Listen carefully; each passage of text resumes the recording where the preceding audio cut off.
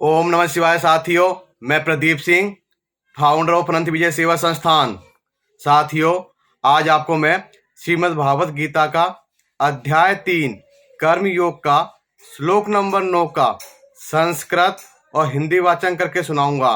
तो श्लोक नंबर 9 है,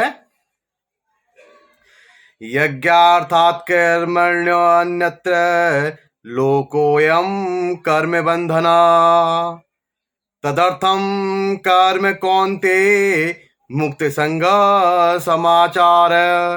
इसका हिंदी अनुवाद है, श्री विष्णु के लिए यज्ञ रूप में कर्म करना चाहिए, अन्यथा कर्म के द्वारा इस भौतिक जगत में बंधन उत्पन्न होता है।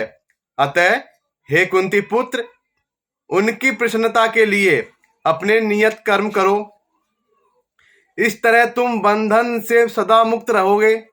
तात्पर्य है, क्योंकि मनुष्य को शरीर के निर्वाह के लिए भी कर्म करना होता है, अतः विशिष्ट सामाजिक स्थिति तथा गुण को ध्यान में रखकर नियत कर्म इस तरह बनाए गए हैं कि उसे उद्देश्य की पूर्ति हो सके। यज्ञ का अर्थ भगवान विष्णु है। सारे यज्ञ भगवान विष्णु की प्रसन्नता के लिए हैं। वेदों का आदेश है, यज्ञो वे विष्णु। दूसरे शब्दों में, चाहे कोई निर्दिष्ट यज्ञ संपन्न करे या प्रत्यक्ष रूप से भगवान विष्णु की सेवा करे, दोनों से एक ही प्रयोजन सिद्ध होता है। अतः जैसा कि इस श्लोक में संस्तुत किया गया है, कृष्ण भावनामृत यज्ञ ही है। वर्णाश्रम धर्म का भी उद्देश्य भगवान विष्णु को प्रसन्न करना है। वर्णाश्रमाचारवता पुरुषेण परे पुमान विष्णुराराध्ये।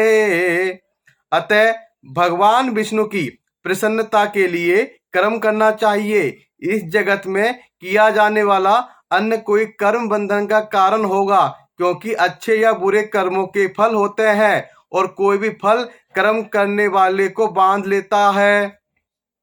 अतः कृष्ण को प्रसन्न करने के लिए कृष्ण भावना भावित होना होगा, और जब कोई ऐसा कर्म करता है तो वह मुक्त दशा को प्राप्त हो रहता है। यही महान कर्म कौशल है, और प्रारंभ में इस विधि में अत्यंत कुशल मार्गदर्शन की आवश्यकता होती है। अतः भगवत भक्त के निर्देशन में या साक्षात भगवान कृष्ण के प्रत्यक्ष आदेश के अंतर्गत, जिनके अधीन अर्जुन को कर्म करने का अवसर मिला था, मनुष्य को परिश्रम पूर्वक कर्म करना चाहिए।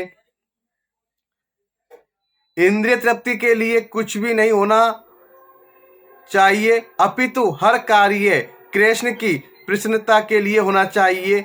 इस विधि से न केवल कर्म के बंधन से बचा जा सकता है, अपितु इससे मनुष्य को क्रमशः भगवान की वह प्रेमा भक्ति प्राप्त हो सकेगी जो भगवत धाम को ले जाने वाली है। तो श्लोक नंबर 9 का संस्कृत और हिंदी वाचन यह है। कल फिर मिलेंगे श्लोक नंबर 10 के साथ। ओम नमः शिवाय साथियों, धन्यवाद।